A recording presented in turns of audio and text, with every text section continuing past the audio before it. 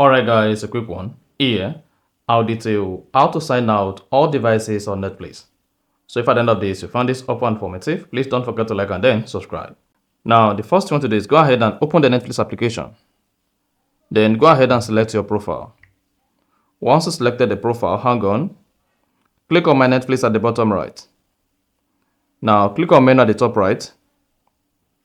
Then, go ahead and click on Account. Once you click on Account, you want to hang on a couple of seconds. Now, scroll down. Locate and click on Access and Devices. Once you click on that, hang on. And then you should see Manage Access and Devices. Now, scroll down to see where your Netflix account is logged in. I have this on Safari on my iPhone. And then if you click on More, you can see I have this on my Samsung TV. I have this on my Android. And then I have this on my browser. Now, if you want to sign out individual devices, all you need to do is go ahead and click on Sign Out. And then that's going to sign out your Netflix account on the selected device. Now, to sign out all devices on your Netflix, just scroll down and locate and click on Sign Out of all devices. Once you click on that, then hang on. Then you should see for that says Sign Out of all devices.